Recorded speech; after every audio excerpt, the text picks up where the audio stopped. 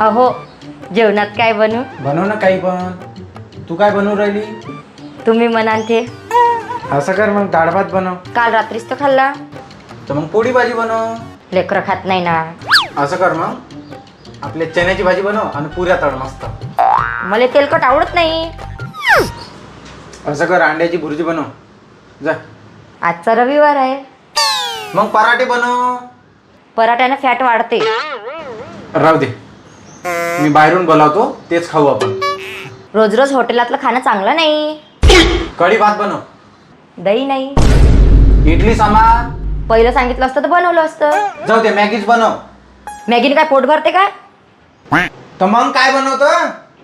तुम्ही म्हणाल ते. Oh no!